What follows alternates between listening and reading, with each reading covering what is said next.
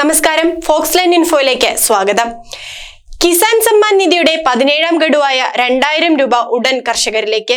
ഇതിനായുള്ള വിതരണ ഉത്തരവിൽ പ്രധാനമന്ത്രി ഒപ്പുവെച്ചു. മൂന്നാം മോദി സർക്കാർ അധികാരത്തിൽ വന്ന ശേഷം ഒപ്പുവെച്ച ആദ്യത്തെ ഉത്തരവ് അന്നദാതാക്കൾക്കുള്ള സമ്മാനമായാണ് പ്രഖ്യാപിച്ചത്. ഈ പണം ജൂൺ മാസം 18ാം തീയതി വിതരണം ചെയ്യുമെന്ന് സർക്കാർ അറിയിച്ചു. രാജ്യത്ത് 9.3 കോടി കർഷകരാണ് പദ്ധതിയുടെ ഗുണഭോക്താക്കൾ. കേരളത്തിൽ 25 ലക്ഷം ആളുകൾക്കും ഈ തുക ലഭിക്കുന്നു. 4 മാസത്തിലൊരിക്കൽ 2000 രൂപ വെച്ച് 6000 രൂപയാണ് പ്രതിവർഷം ലഭിക്കുക. 2018 മുൻപ് മുതൽ സ്വന്തമായി കൃഷിഭൂമിയുള്ള കർഷകർക്കാണ് പദ്ധതിയുടെ ഭാഗമാകാൻ സാധിക്കുക. ബാങ്ക് അക്കൗണ്ടുകൾ വഴിയും പോസ്റ്റ് ഓഫീസ് അക്കൗണ്ടുകൾ വഴിയും പണം ഗുണഭോക്താക്കളിൽ എത്തുന്നു. ഈ തുക കൃത്യമായി ബാങ്ക് അക്കൗണ്ടിൽ ക്രെഡിറ്റ് ആവുന്നതിനായി ജനങ്ങൾ സ്റ്റാറ്റസ് പരിശോധിക്കണമെന്ന് സർക്കാർ അറിയിച്ചു. pmkisan.gov.in എന്ന വെബ്സൈറ്റിൽ സ്റ്റാറ്റസ് പരിശോധിക്കാവുന്നതാണ്. തെറ്റുകൾ കണ്ടെത്തിയ ശേഷം തിരുത്തുന്നതിനായി അടുത്തുള്ള കോമൺ സർവീസ് സെന്ററുകളോ അക്ഷയ കേന്ദ്രങ്ങളോ സന്ദർശിക്കുക.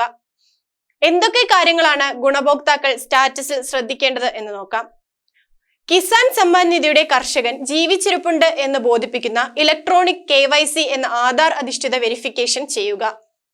കിസാൻ സമ്മാൻ നിധിയുടെ കൃഷിഭൂമി കേന്ദ്ര സർക്കാരിന് വെരിഫിക്കേഷനായി നൽകുക. ഇതുവഴി കൃഷിസ്ഥലത്തിന് വളം സബ്സിഡി അടക്കമുള്ള ആനുകൂല്യങ്ങൾ ലഭിക്കുന്നതിന് കാരണമാകുന്നു. ഈ പ്രക്രിയ ലാൻഡ് സീഡിംഗ് എന്നറിയപ്പെടുന്നു. ആധാർ ബാങ്ക് അക്കൗണ്ട് ബന്ധിപ്പിക്കലിൽ എന്തെങ്കിലും തരത്തിലുള്ള ടെക്നിക്കൽ പ്രശ്നം നേരിടുന്നവർക്ക് പണം ലഭിക്കുക ബുദ്ധിമുട്ടായിരിക്കും. ഇത്തരക്കാർക്ക് പോസ്റ്റ് ഓഫീസിൽ അക്കൗണ്ട് തുടങ്ങാൻ അവസരമുണ്ട്. 200 രൂപ ഉപയോഗിച്ച് പോസ്റ്റ് ഓഫീസിൽ സീറോ ബാലൻസ് അക്കൗണ്ട് തുടങ്ങാൻ സാധിക്കും. ഇതിനെ IPPB അക്കൗണ്ട് എന്ന് പറയുന്നു.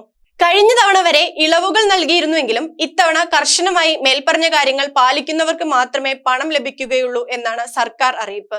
ജൂൺ 20 വരെയാണ് ഇലക്ട്രോണിക് KYC പൂർത്തിയാക്കാനുള്ള ഇളവോടെയുള്ള സമയം.